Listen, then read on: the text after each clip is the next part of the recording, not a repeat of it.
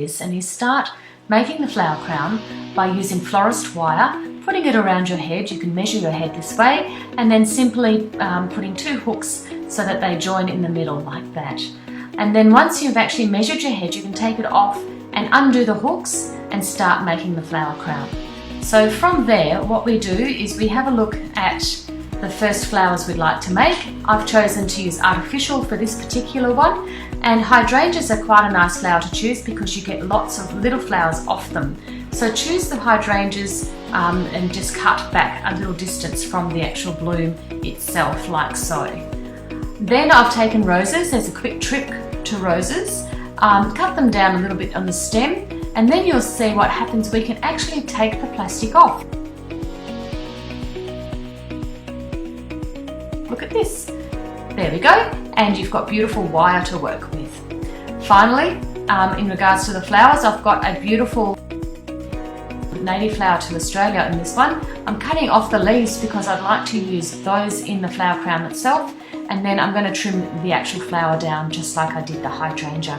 So now we've got them all ready. We can start our flower crown. So basically you start with some foliage, add some of the filler flower, and then we use the tape and go around the tape quite strong with the taut feel to the tape. So nice and tight basically. So we try and make a bit of a pattern as we're going along, and we follow this for the whole of the flower crown.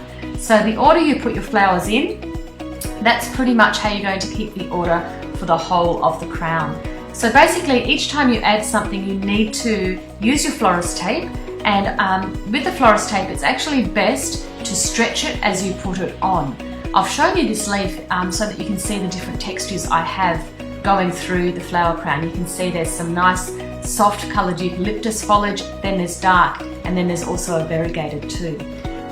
Keep adding your flowers and keep that pattern going. As you can see, there's the stretching part of the tape, so you need to actually keep it taut. We're about halfway through now, I think, which is looking pretty nice. So with the roses and so forth, it's just lovely to put them where they're going to be feature flowers. As you can see, that's coming together quite nicely. Flower crowns have actually had quite a resurgence in the wedding industry. We've found that they've become quite popular also for spring carnival over in Melbourne and other events around the place. The racing season definitely has seen a resurgence in the flower crowns.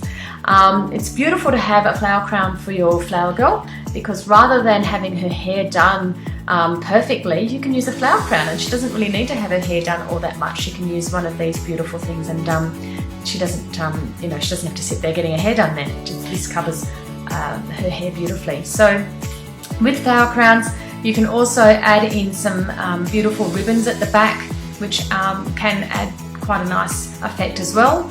Remember that you're working with wire, so it is very bendable, especially when you're working with artificial. I must say though, most of my brides do tend to have fresh flower crowns made, but for the sake of this video, we are using artificial. Artificial, of course, will last forever, so you can reuse this flower crown for many occasions. So just basically follow that beautiful design that you've come up with, and keep it in the same pattern. We're getting towards the end of it now, and you'll see that I'm starting to measure it to see that it's still fitting my head. Make sure that it's actually not going to be too big, and then at the end of it all, we put it back together by putting those 2 hooks together and putting some tape over the hooks. So when you're making your flower crown, you might have to actually twist quite a lot towards the end, and you spin it around pretty much so that you can achieve that taut tape. Remember the bending, and yeah, bending really does make a difference. You can move around your flowers once they've been put onto the flower crown too, to give it a little bit more texture. Now when you get to the end, you can look at the flower or the foliage that you started with and make sure you add that foliage, that same one. So there you go. I'll put that at the front, so I'm going to use that at the back as well, and that basically will be where you tie the crown. It will be right there. So there we go. We're going to just fold those over again, those hooks that I did at the start. The flower crown is finished. Voila! It looks fabulous. Oh, isn't it really pretty? I love the colours in this flower crown. It's gorgeous. Thanks for watching, and I hope you have some fun making your flower crown.